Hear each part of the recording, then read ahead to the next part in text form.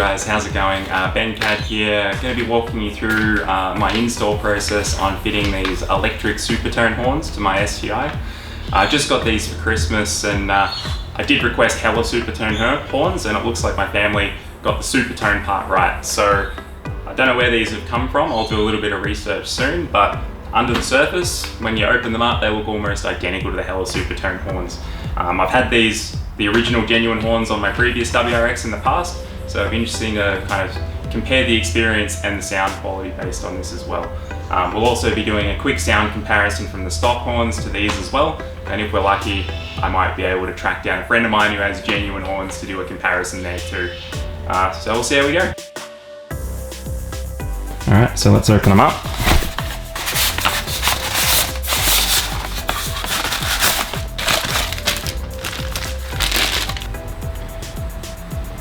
Besides the fact they're not red or yellow, these look very similar to the genuine item, at least anyway.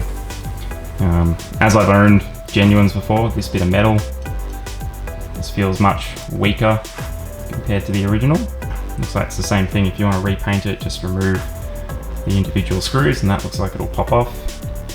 I think on the hella Supertones these were not painted as well in the center, so I think that's okay. So they look like a pretty genuine copy.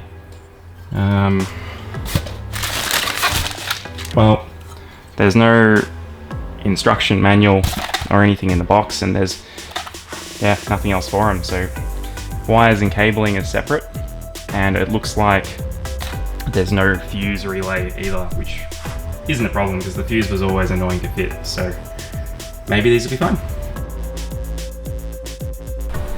Alright, we've got a few different bolts to remove here. I believe there's about 20, so we've got a few different tools. Just our plastic trim remover piece tool here, general 10mm socket, and we've got this little pin guy here, which is really great for removing things if they're a little bit tricky and you don't want to damage the parts.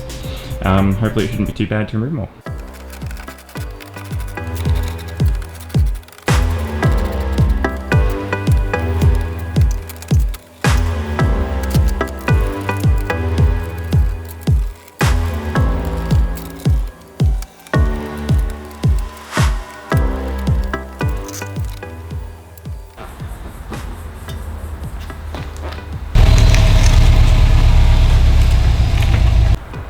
Alright, so inside the wheel arch we have a push pin just here, so instead of prying it out with a removal tool, we need to push in first. Shouldn't be too hard.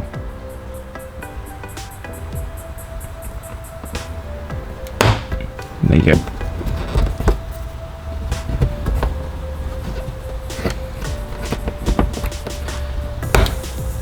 There you go. So to refit this one, just need to push that back up first.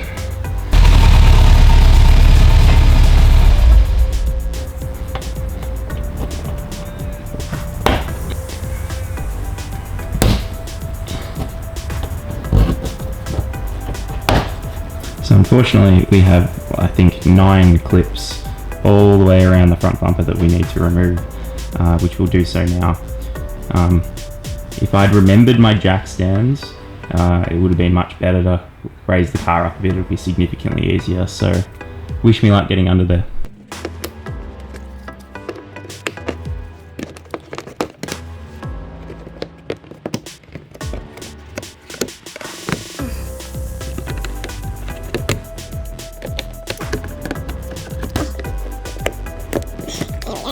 Got all our clips and bolts removed now. So now we're just gonna kind of peel the front bumper off the bar. Makes a few pops and crackers along the way, but that's perfectly normal. And we'll see how we go.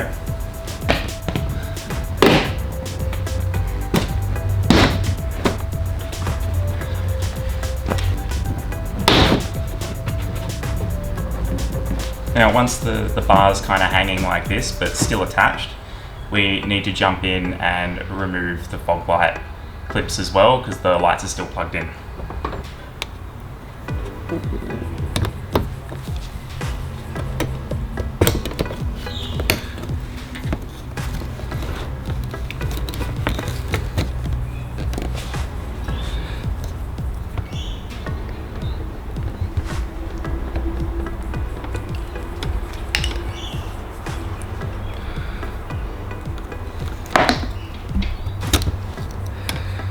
There we go.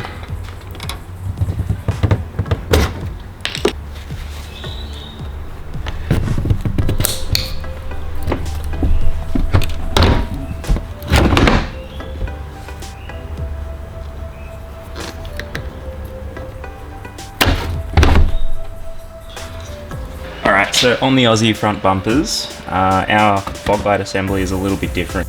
Up to one particular spot, because we've got the daytime running lamps as well, and removing it from here. There we go.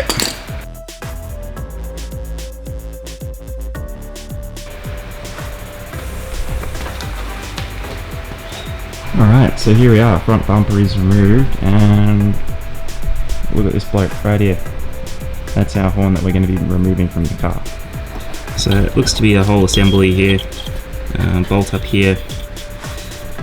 Original horn. Believe this is a sensor of some sort that we'll be keeping on the car, so I need to consider that too. But for now, we'll remove this.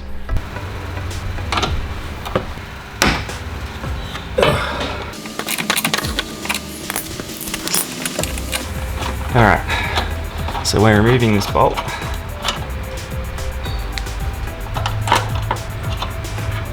Which we'll be saving for later. Here is the horn. We'll disconnect this.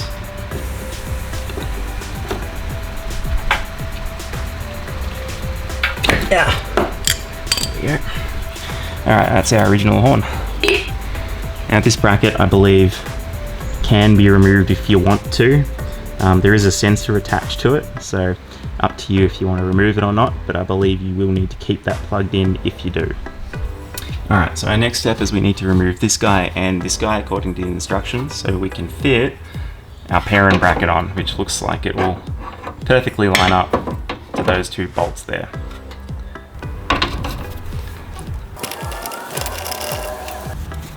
These clips have been on tight.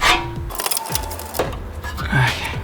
Alright, so because we're fitting these straight onto here, we don't need to keep these metal bars, so we're just gonna quickly unscrew these. Alright, and now we'll be fitting these to the parent bracket.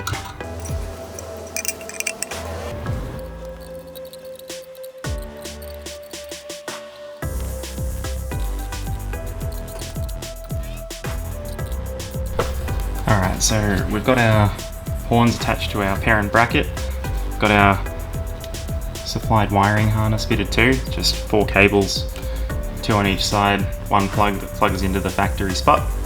And now I'll be looking to attach that onto the car and then put it all back together.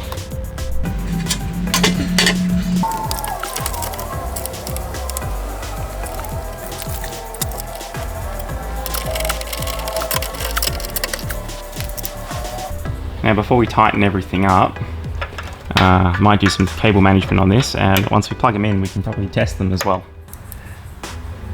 Alright, I've just wasted about 2 hours dealing with this wiring harness here. What's supposed to be plug and play is definitely not. This plug here that is supposed to connect to this guy here did not fit.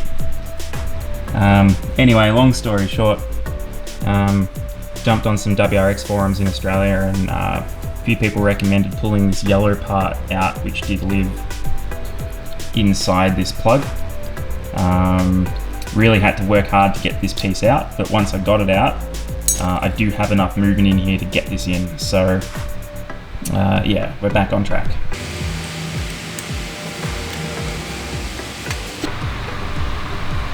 Gotta give these guys a quick test before we check. Looks good.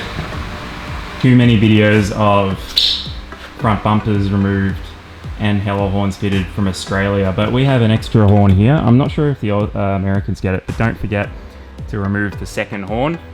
This is on the driver's side. For us Australians, that would be the passenger side for anyone in America as well.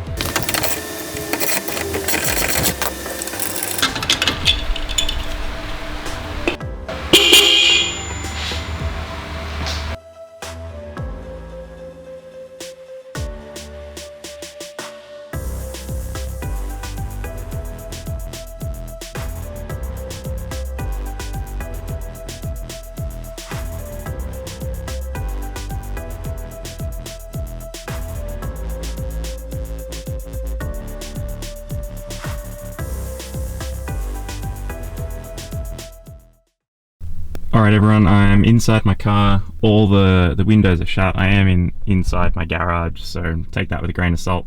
But just going to do a quick horn test just inside. This is the standard horn, stock standard. Okay. Alright, so that seemed to pop it up to between 70 and 80 decibels there. Alright, we got that up to about 80. Okay, so I'm about 3 to 5 meters from the car, pretty close. I'm just going to do a quick horn and decibel test. Alright, this is the ambient sound. You can hear it going up with my voice. And now we'll do a 3-second burst of the stock horn.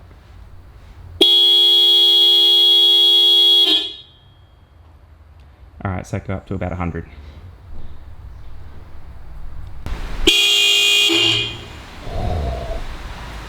Alright, got to 110.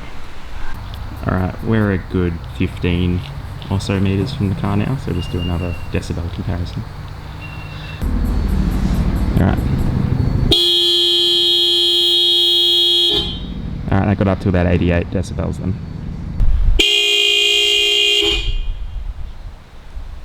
Alright, up to 103. Well, we're all done. They didn't quite go to plan.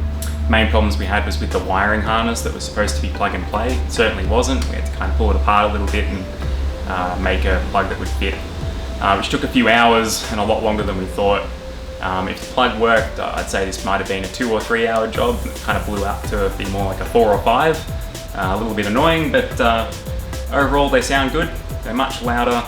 And to compare these sort of copy horns to the original Hellas, they sound very similar to what I used to have, and we'll try and find a mate of mine to do a proper test with later.